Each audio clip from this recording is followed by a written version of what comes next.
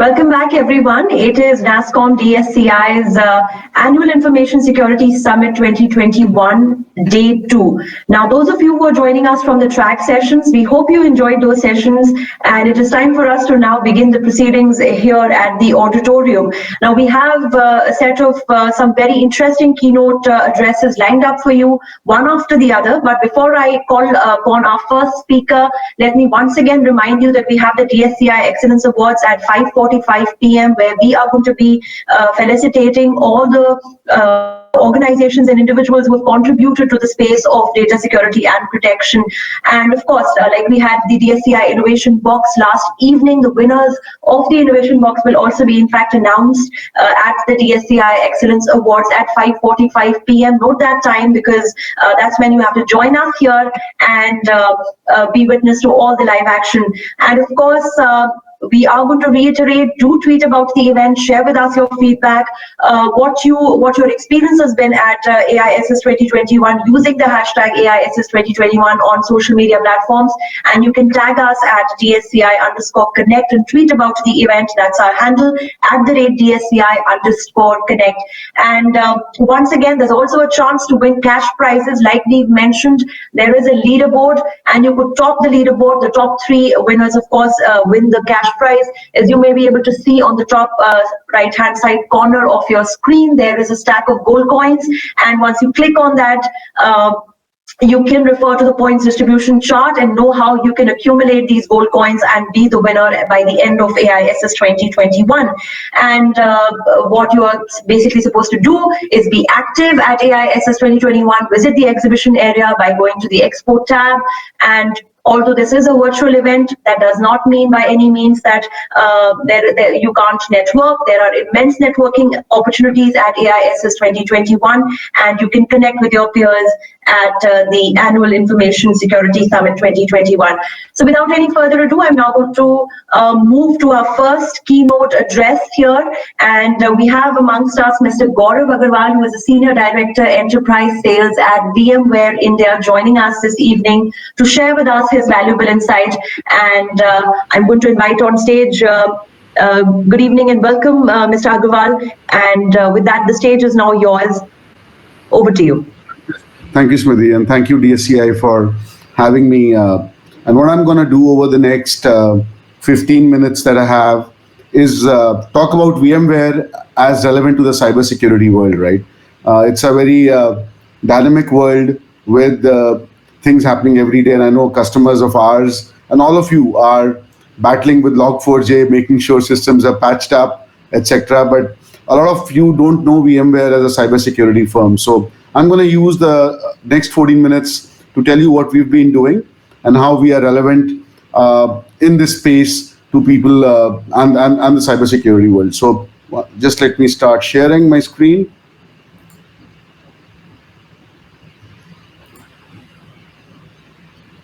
Is my screen visible, Smriti? Yes, Mr. Agarwal, you're live now with the presentation.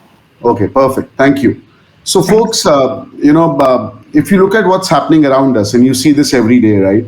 This person on the left was me or you sitting in office, waiting, taking a break, looking at the screen, but predominantly doing work from where we were used to working, which is going to our offices, connecting to a network and doing the work, right?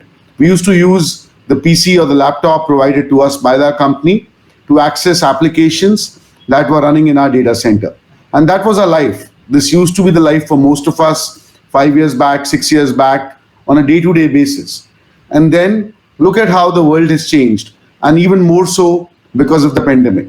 Now, for example, I'm doing this conference as a person speaking on stage virtually from my home. But you have people doing a variety of their jobs, professional, from a variety of places, using all sorts of connectivity options that exist to possibly connect to do their jobs.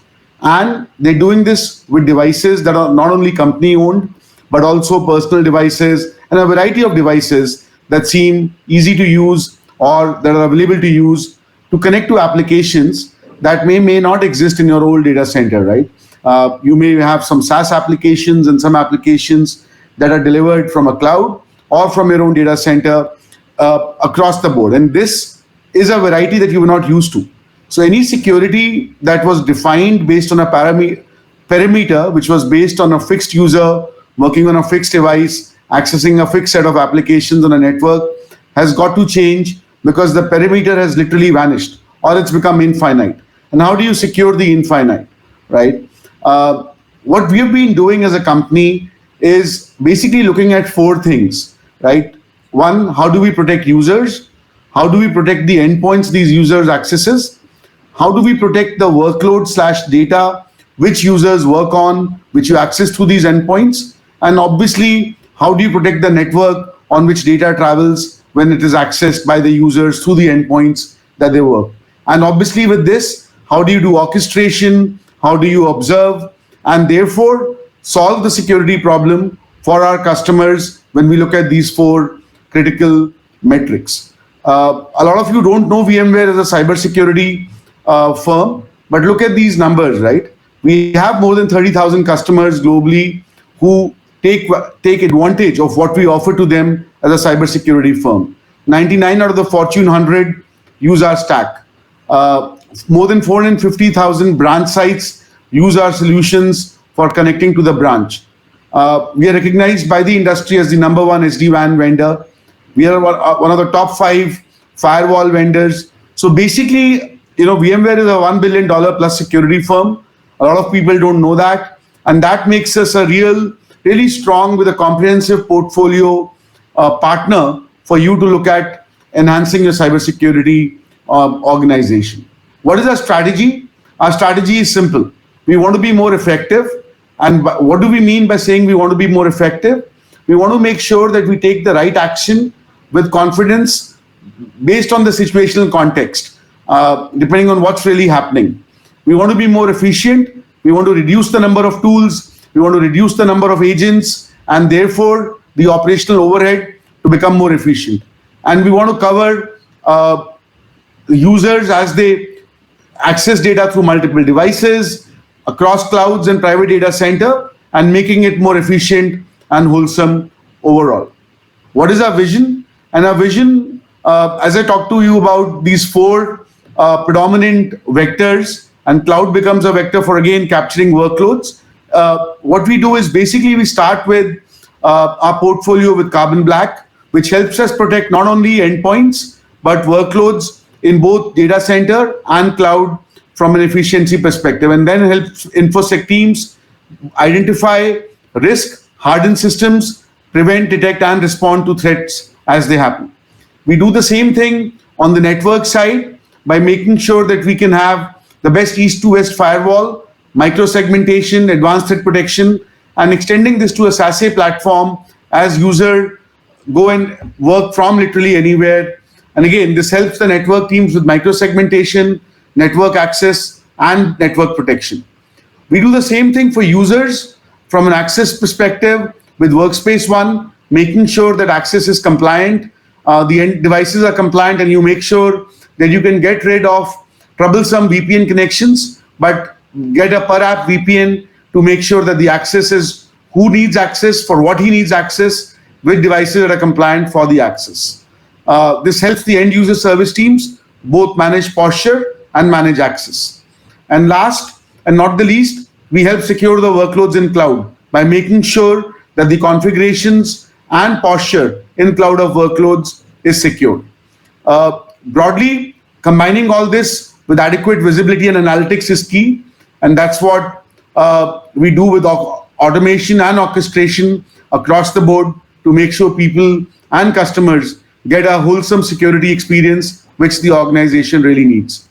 Our approach to XDR, which is the new term that our customers want to get to in terms of making sure that you don't only have an EDR but an XDR as a next generation, is via the endpoint and the network. We have great presence both on the endpoint and the network, and combining that capability is what we are bringing the XDR platform connected with an open ecosystem through a SASE platform that really helps customers integrate with others as well as create a truly next generation XDR platform that exists. Some data points, we blocked 1.1 million ransomware attacks in the last 90 days.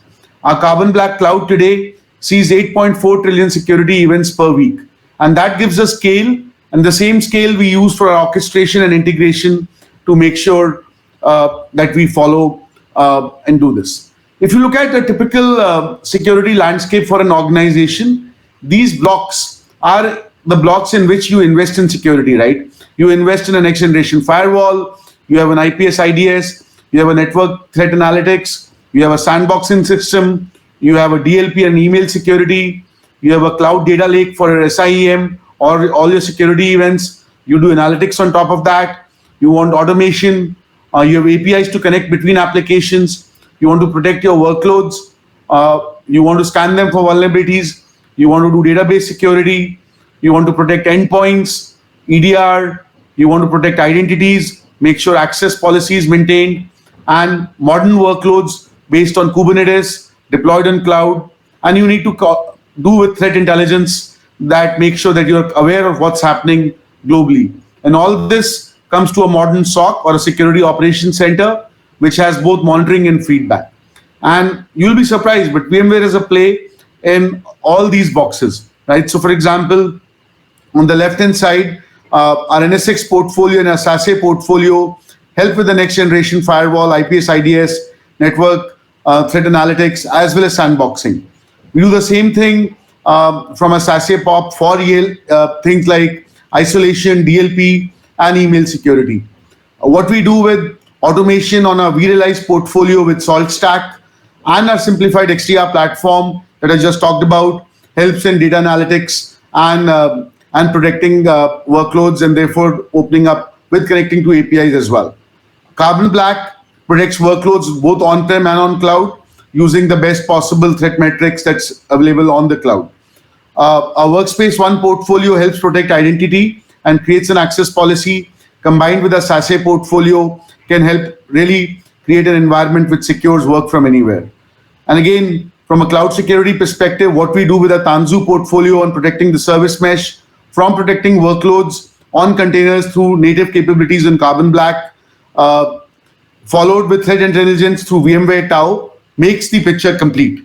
So broadly, I know this was a lot to consume in 10 to 15 minutes that we had, but broadly wanted to leave you with this saying that VMware is a very, very credible security partner. We work with you guys in most of your virtualization workload requirements anyway. So reach out to us to figure out on how can we help solve the security challenge that you're facing in your organization today. Thank you.